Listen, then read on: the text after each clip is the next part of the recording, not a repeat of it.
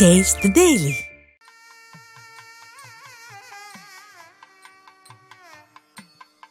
திருச்சியில் இருக்கக்கூடிய ஸ்ரீரங்கம் கோயிலில் பிரதமர் நரேந்திர மோடி தரிசனம் மேற்கொண்டு வருகிறார். அவர் சுமார் 1 மணி நேரம் 40 நிமிடம் இந்த கோயிலில் தரிசனம் மேற்கொள்ள இருப்பதாக தகவல்கள் தெரிவிக்கின்றன. தொடர்ந்து அவரின் வருகையை முன்னிட்டு கோயில் வளாகம் இருக்கக்கூடிய பகுதி முழுவதுமாக பாதுகாப்பு அதிகாரிகளின் கட்டுப்பாட்டில் கொண்டுவரப்பட்டிருக்கிறது. மாவட்டம் முழுவதும் பல்வேறு கட்டுப்பாடுகளும் விதிக்கப்பட்டிருக்கிறது. இது தொடர்பான கூடுதல் விவரங்களை வழங்குவதற்காக செய்தியாளர் லெனின் இணைப்பில் இருக்கிறார். லெனின், விவரம். குறிப்பா பிரதமருடைய வருகை என்பது இது 2வது முறை. திருச்சியினுடைய முதல் முறையாக திருச்சியினுடைய புதிய பன்னாட்டு முனையத்தை திறந்து வைப்பதற்காக அவர் வந்தார். அதற்கு பிறகு அருகாமையில் இருக்கக்கூடிய பாரதாசன் பல்கலைக்கழகத்தினுடைய பட்டமளிப்பு விழாவுக்கு வந்தார். இதே மாதத்திலேயே தற்போது 2வது முறையாக திருச்சிக்கு பிரதமர் வருகை தந்திருக்கிறார். குறிப்பாக 108 வைணவ திருத்தலங்கள்ல முதன்மையானதாக போற்றப்படக்கூடிய ஸ்ரீரங்கம் பெருமாள் கோவில்ல சாமி தரிசனம் செய்வதற்காக இன்று காலை வந்தார். சென்னையிலிருந்து ராணுவ விமானம் மூலமாக திருச்சி பன்னாட்டு விமான நிலையத்தில் வந்திறங்கிய அவர் திறந்து வைத்த அந்த புதிய விமான முனையத்தின் வழியாக அவர் வெளியே வருவார் என எதிர்பார்த்து இங்கு சாலை முழுவதும் பாதுகாப்பு ஏற்பாடுகள் என்பது பலப்படுத்தப்பட்டிருந்தது. அதே போல 3 ஹெலிகாப்டர்கள் ராணுவ ஹெலிகாப்டர்கள் தயார் நிலையில் வைக்கப்பட்டிருந்தது. குறிப்பா அவருடைய வருகை சாலை மார்க்கமாக அமையப்போகுதா அல்லது ஹெலிகாப்டர்ல இறங்க போகுதா அப்படிங்கிற பல்வேறு கட்ட சோதனைகள்லாம் நடத்தப்பட்டது.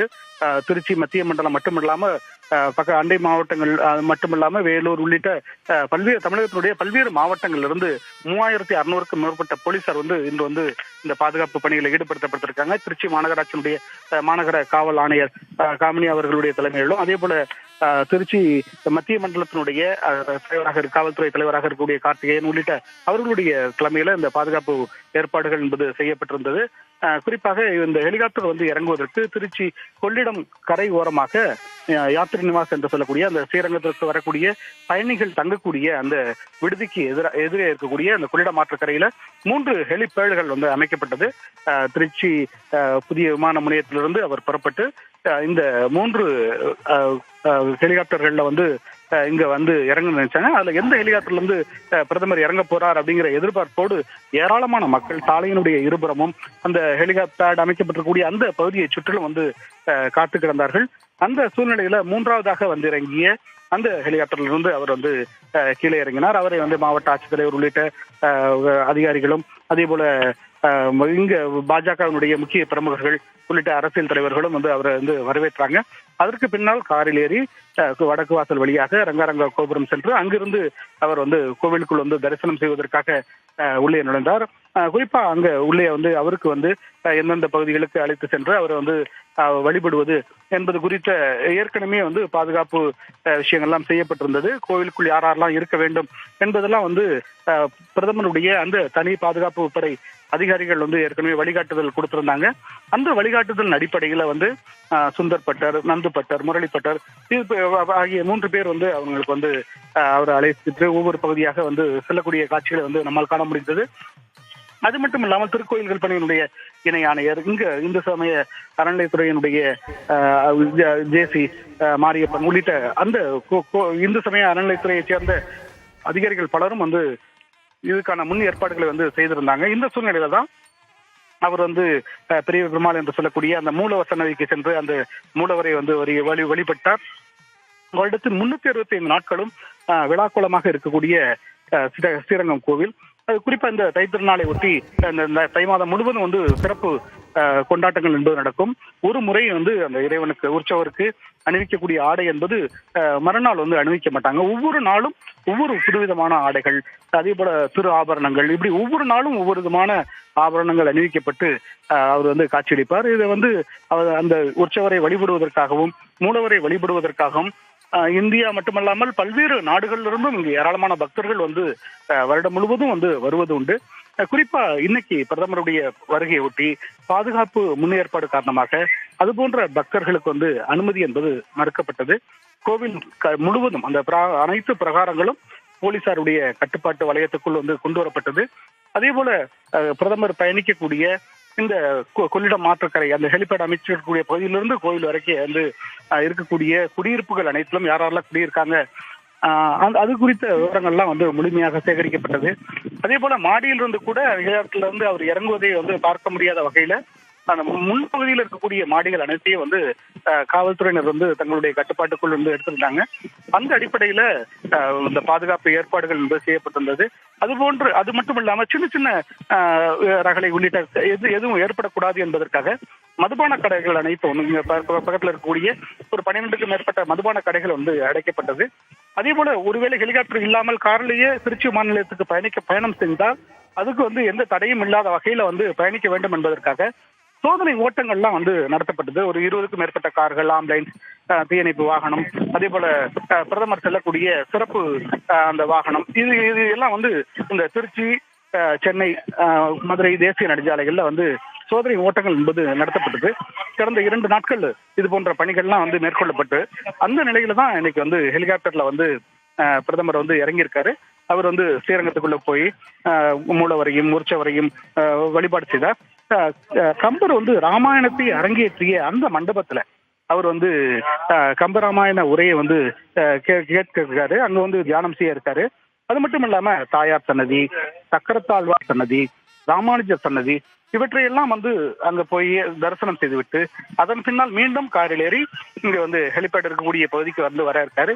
இங்கிருந்து அவர் வந்து நேரடியாக ராமேஸ்வரம் செல்வதற்கான பயணத்திட்டத்தோடு அவருடைய பயணம் என்பது மேற்கொள்ளப்பட்டிருக்கு.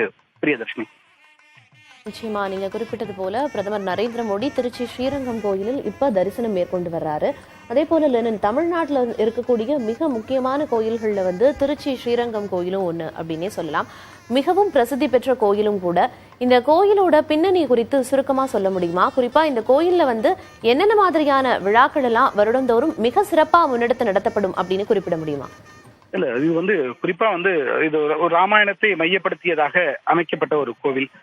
ராமர் வந்து இலங்கையில வந்து வென்றுட்டு அதற்கு மீண்டும் வந்து அயோத்திக்கு சென்று அவர் வந்து பதவி பிரமாணம் ஏற்கும் போது அவருக்கு அவருடைய வெற்றிக்கு உறுதுணையாக இருந்த, அவரிடம் ரொம்ப விசுவாசமாக இருந்த விபீஷணனிடம் வந்து தான் வழிபடக்கூடிய அந்த நம்பெரும்பாலை வந்து அவர் வந்து புஷ்பக விமானத்துல வந்து கொடுத்தனுப்பியதாகவும், அப்படி விபீஷணன் வந்து திருச்சி இங்க திருச்சியில அன்று வந்து புஷ்கரணி நதி அன்று சொல்லக்கூடிய, இன்னைக்கு வந்து காவேரி கொள்ளிடம் என்று நாம வந்து பாக்குறோம், அன்னைக்கு வந்து புஷ்கரணி நதி என்று இருந்திருக்கு. அந்த புஷ்கரணி நதியில வந்து இறக்கி அந்த புஷ்ப விமானத்தை இறக்கி ஓய்வு எடுத்து விட்டு மீண்டும் இலங்கைக்கு செல்லலாம் என்று நினைத்த போது அந்த இறக்கப்பட்ட புஷ்பக விமானம் மீண்டும் வந்து தரையில் வந்து எழும்பல.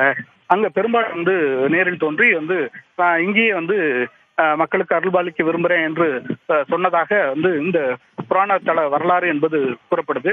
அந்த அடிப்படையில இங்க வந்து அந்த புஷ்கரணி நதியில வந்து தங்கிய நம்பெரும்பால் பின்காலத்துல ஏற்பட்ட வெள்ளம், மழை, புயல் இது போன்ற காரணங்களால வந்து மணல் கொண்டு மூடப்பட்டதாகவும், அதற்கு பின்னால் வந்த மன்னர்கள் அந்த பெருமாளை வந்து கண்டறிந்து அதற்கு வந்து கோயில் ஆலயம் எழுப்பி அது படிப்படியாக முதல் பிரகாரம், 2வது பிரகாரம், 3வது பிரகாரம் என படிப்படியாக வந்து பல்வேறு மன்னர்கள் வந்து இந்த வைணவ திருக்கோவிலை வந்து பெரிதுபடுத்தியிருக்காங்க. அப்படி வந்து இந்தியாவிலேயே ஒரு மிகப்பெரிய ராஜ கோபுரம் என்பது இந்த ஸ்ரீரங்கம் கோவில்ல வந்து அமைக்கப்பட்டிருக்கு. அது கிட்டத்தட்ட ஸ்ரீவில்லிபுத்தூர் கோவிலை ஒத்ததாக அதை காட்டிலும் மிக பிரம்மாண்டமான உயரத்தோடு இருக்கக்கூடிய ஒரு கோபுரமாக ஸ்ரீரங்கம் கோபுரம் என்பது இருக்கு. குறிப்பா இந்த ஸ்ரீரங்கம் என்பது ஒரு மிக அழகான ஒரு இயற்கை எழில் கொஞ்சக்கூடிய ஒரு பகுதி. அது வந்து கொள்ளிடம் என்று சொல்லக்கூடிய காட்டாறு. இது வந்து சென்னை மக்களுடைய குடிநீர் தேவைக்காக வீராணம் நோக்கி செல்லக்கூடிய ஒரு மிக பிரம்மாண்டமான ஒரு ஆறு. இது வந்து கிட்டத்தட்ட ஒரு 3 லட்சம் 4 லட்சம் கனடி தண்ணீரை வந்து ரொம்ப எளிமையாக கடத்தி செல்லக்கூடிய ஒரு பகுதி. அப்படிப்பட்ட ஒவ்வொரு வினாடியும் 4 லட்சம் கனடியை கொண்டு போகக்கூடிய சுமந்து செல்லக்கூடிய அந்த கொள்ளிடம் ஆற்று கரையில, அதே போல தமிழ்நாட்டினுடைய 22 மாவட்ட மக்களுடைய குடிநீர் தேவையை பூர்த்தி செய்யக்கூடிய காவிரி ஆற்று கரையில, இந்த 2 ஆறுகளுக்கும் மத்தியில ஒரு தனி தீவாக இந்த ஸ்ரீரங்கம் பகுதி என்பது இருக்கு. இந்த ஸ்ரீரங்கத்துலதான் இந்த வைணவர்களுடைய முதன்மையான கோயில். அவங்க வந்து பெருமாள் கோவில்கள் என்பது 108 கோவில்கள் வந்து இருக்கு. அதுல முதன்மையான கோயிலாக வைணவர்கள் வந்து ரொம்ப வியந்து பார்க்கக்கூடிய ஒரு கோவிலாக திருச்சி ஸ்ரீரங்கம் நம்பெருமாள் கோவில் என்பது இருக்கிறது. இந்த கோவிலுக்கு குறிப்பா வந்து ஏராளமான பக்தர்கள் தினசரி ஆந்திராவில் இருந்தும் கர்நாடகாவில் இருந்தும் இப்படி வந்து வருவதை வந்து பேருந்துகள்ல மக்கள் குவிவதை வந்து நம்மால் காண முடியும். வருடம் முழுவதும் விழாக்கோலம் கொள்ளக்கூடிய ஒரு கோவிலாக இந்த கோவில் என்பது இருக்கிறது. இந்த கோவில்ல வந்து இன்னைக்கு வந்து தரிசனம் செய்வதற்காக பிரதமர் மோடி வந்து வருகையை தந்திருக்கிறார். அவருடைய வருகையை வந்து இந்த பகுதி மக்கள் ரொம்ப ஆவலோடு எதிர்பார்த்து ரொம்ப மகிழ்ச்சி அடைகிறாங்க. அந்த மகிழ்ச்சியினுடைய வெளிப்பாடை வந்து அவர் வந்து விமானத்தை ஹெலிகாப்டர்ல இருந்து இறங்கியவுடன் கார்ல வந்து பயணிக்கும் போது சாலையினுடைய இருபுறமும் இருக்கக்கூடிய தடுப்புகள்ல நின்று கொண்டு அவருக்கு வந்து கையசைத்து அந்த வரவேற்பு கொடுப்பை வந்து நம்மால் வந்து காண முடிகிறது. மிக உற்சாகமாக வந்து அந்த பக்தர்களும் சரி, அதே போல பாஜக தொண்டர்களும் சரி, சாலையினுடைய இருபுறமும் நின்று அவருக்கு வந்து மிகப்பெரிய அளவுல வந்து வரவேற்பு கொடுத்தாங்க. இந்த சூழ்நிலையில தான் அவர் வந்து கோவிலுக்குள் சென்றிருக்கிறார். கோவிலுக்குள் வந்து அவருக்கு வந்து அவர் ஒவ்வொரு இடத்துலையும் வந்து தரிசனம் செய்யும் போது அவருக்கு வந்து அந்த தீபாராதனை உள்ளிட்ட விஷயங்களை வந்து யார் காட்டுவது என்பது குறித்த பட்டியல்லாம் ஏற்கனவே வந்து பாதுகாப்பு முன்னேற்பாடுகள் அடிப்படையில வந்து ஏற்கனவே செய்யப்பட்டிருக்கு. அந்த அடிப்படையில ஒவ்வொரு பிரகாரமாக அவர் வந்து தரிசனம் செய்துவிட்டு குறிப்பா வந்து எத்தனை சிறப்பு வாய்ந்த இந்த கோயில் அப்படிங்கறத பட்டியலிட்டீங்க. அப்படிப்பட்ட கோயில தற்போது பிரதமர் நரேந்திர மோடி இப்ப வந்து தரிசனம் மேற்கொண்டு வர்றாரு. தற்போதைய விவரங்களை வழங்கியதற்கு நன்றி. Taste Daily. Taste the Daily.